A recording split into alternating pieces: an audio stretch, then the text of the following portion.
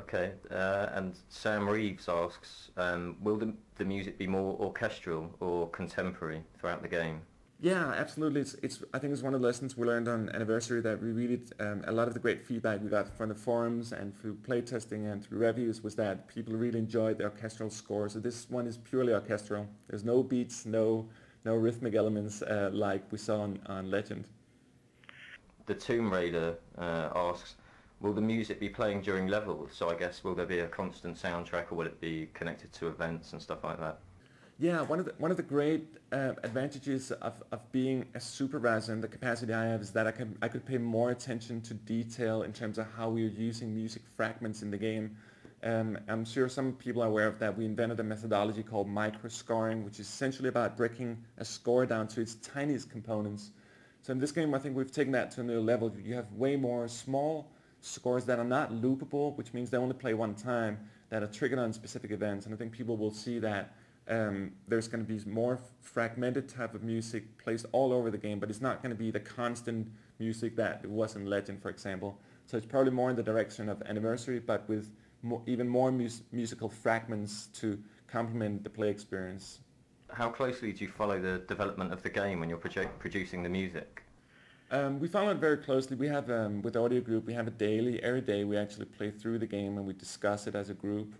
We discuss how we can improve the environment. We discuss music implementation, what kind of music would work in this environment. Do we really need music? And I think a good lesson for all of us is that silence is actually the seventh component in terms of scoring a Tomb Raider game as well. So we've been paying attention to silence and what silence can mean in a game. It doesn't mean it's like totally silent. It just means where do we really want to tone things down in order to build up more anticipation. And I think Legend was a good counterproduct of that, where it was just all loud throughout the whole game, so we didn't feel we were utilizing silence in the right capacity. Okay, and what's the favourite piece of music you've composed for Tomb Raider? So I'm very, very slow as a person, and it takes me many years to acknowledge something. Like I couldn't listen to the Legend score for years. It's only now I've started appreciating it. Sure. So if I have to make a future projection, I would say the best score is probably the main theme for the new game, even though I don't like it right now because I've just been spending a month with it. But I think that would probably be the one. I know it's been a more of an emotional journey for me to create that piece, so let's see.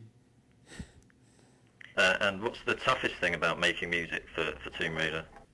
I think it's extremely challenging that there's such a diversity in environments that you need to score for each of the different sections of the world, wherever the game takes place. So you need a composer who's somehow versatile in scoring in different ways, where there's different types of orchestration, different types of melodic content, usage of ethnic instruments and so forth, which you're using in this game as well. I think that's difficult, but it's also the fun part of it because you can allow to spread out your palette as a composer and compose more in a more versatile way compared to doing like a shooter where it's all going to be more action-based and so forth.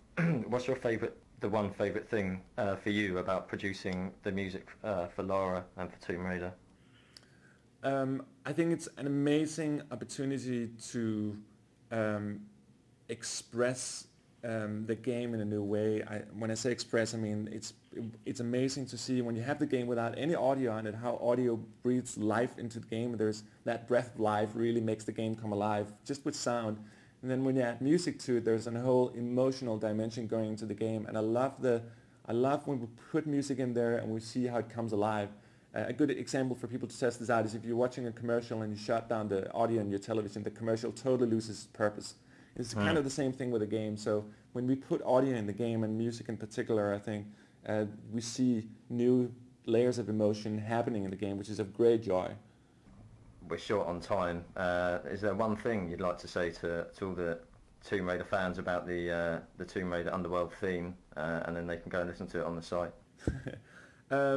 Only pay sympathy that it's been quite a journey for me to compose the piece. That's the only thing that I have to say. I don't know really why this main theme has been such a struggle for me. This is still something I'm wondering about on an artistic level, but the piece is supposed to be a journey, and it's been a journey for me as well. So maybe that can provide context to the painful effort of making it. Brilliant. Well, on behalf of all the Tomb Raider fans, thanks very much for producing it. I think it's absolutely fantastic.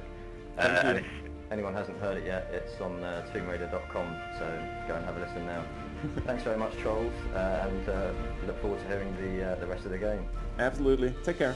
Thanks for your time. Okay, bye. Cheers.